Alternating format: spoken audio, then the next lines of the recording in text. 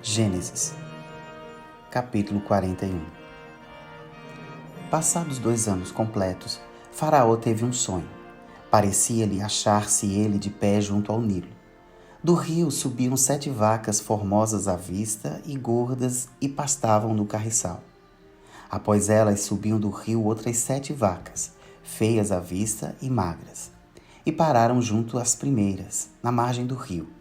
As vacas feias à vista e magras comiam as 7 formosas à vista e gordas. Então acordou Faraó. Tornando a dormir, sonhou outra vez. De uma só haste saíam 7 espigas cheias e boas, e após elas nasciam 7 espigas mirradas, crestadas do vento oriental. As espigas mirradas devoravam as 7 espigas grandes e cheias. Então acordou Faraó. Fora este um sonho.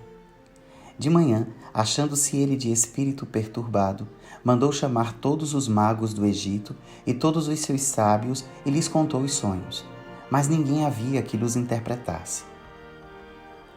Então disse a Faraó o copeiro-chefe: Lembro-me hoje das minhas ofensas.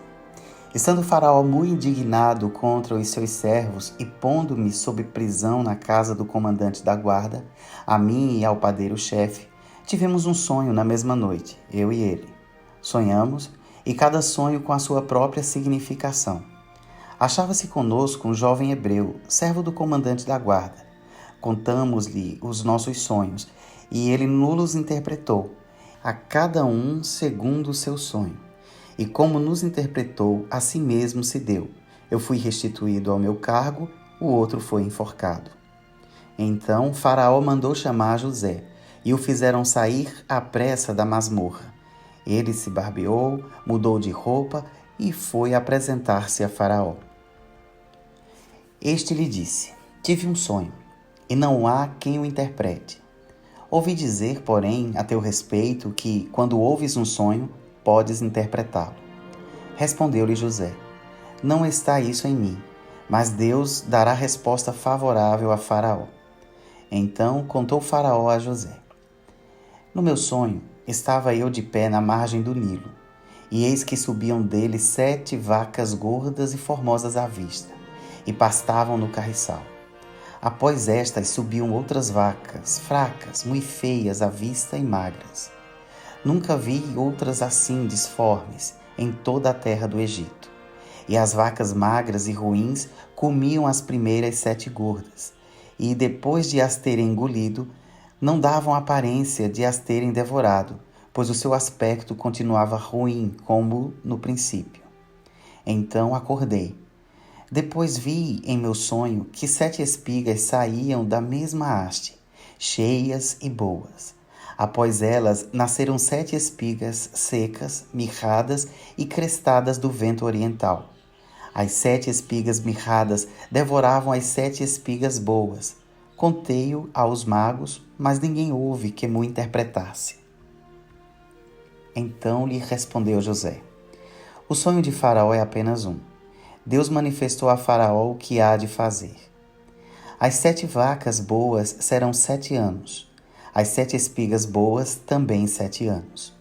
O sonho é um só. As 7 vacas magras e feias que subiam após as primeiras serão 7 anos, bem como as 7 espigas mirradas e crestadas do vento oriental serão 7 anos de fome. Esta é a palavra, como acabo de dizer a Faraó, que Deus manifestou a Faraó que ele há de fazer. Eis aí vem 7 anos de grande abundância por toda a terra do Egito. Seguir-se-ão 7 anos de fome, e toda aquela abundância será esquecida na terra do Egito, e a fome consumirá a terra. E não será lembrada a abundância na terra, em vista da fome que seguirá, porque será gravíssima. O sonho de Faraó foi dúplice, porque a coisa é estabelecida por Deus e Deus se apressa a fazê-la. Agora, pois, escolha Faraó um homem, ajuizado e sábio, e o ponha sobre a terra do Egito. Faça isso, Faraó, e ponha administradores sobre a terra, e tome a 5ª parte dos frutos da terra do Egito nos 7 anos de fartura.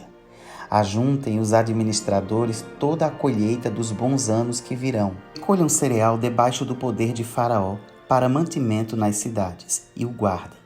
Assim, o mantimento será para abastecer a terra nos 7 anos da fome que haverá no Egito, para que a terra não pereça de fome. O conselho foi agradável a Faraó e a todos os seus oficiais. Disse Faraó aos seus oficiais: acharíamos porventura homem como este, em que há o Espírito de Deus?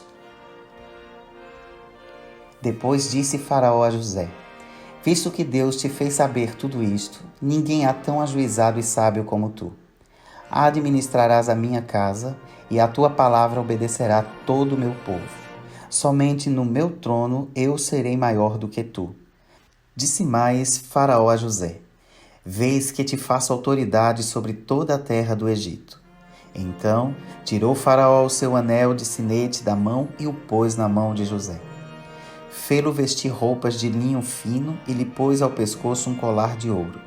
E fê-lo subir ao seu segundo carro. E clamavam diante dele: inclinai-vos. Desse modo, o constituiu sobre toda a terra do Egito. Disse ainda Faraó a José: eu sou Faraó. Contudo, sem a tua ordem, ninguém levantará a mão ou o pé em toda a terra do Egito. E a José chamou Faraó de Zafenate-Paneia, Salvador do mundo. E lhe deu por mulher a Asenate, filha de Potífera, sacerdote de On. E percorreu José toda a terra do Egito. Era José da idade de 30 anos quando se apresentou a Faraó, rei do Egito, e andou por toda a terra do Egito. Nos 7 anos de fartura, a terra produziu abundantemente. E ajuntou José todo o mantimento que houve na terra do Egito durante os 7 anos e o guardou nas cidades. O mantimento do campo ao redor de cada cidade foi guardado na mesma cidade. Assim, ajuntou José muitíssimo cereal, como a areia do mar, até perder a conta, porque ia além das medidas. Antes de chegar a fome, nasceram 2 filhos a José, os quais lhe deu Asenate, filha de Potífera, sacerdote de On.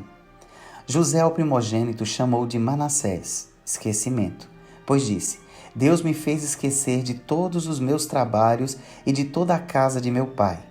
Ao segundo, chamou-lhe Efraim, fértil, pois disse: Deus me fez próspero na terra da minha aflição. Passados os 7 anos de abundância que houve na terra do Egito, começaram a vir os 7 anos de fome, como José havia predito. E havia fome em todas as terras, mas em toda a terra do Egito havia pão. Sentindo toda a terra do Egito a fome, clamou o povo a Faraó por pão. E Faraó dizia a todos os egípcios: Ide a José, o que ele vos disser, fazei. Havendo, pois, fome sobre toda a terra, abriu José todos os celeiros e vendia aos egípcios, porque a fome prevaleceu na terra do Egito. E todas as terras vinham ao Egito para comprar de José, porque a fome prevaleceu em todo o mundo. Shalom.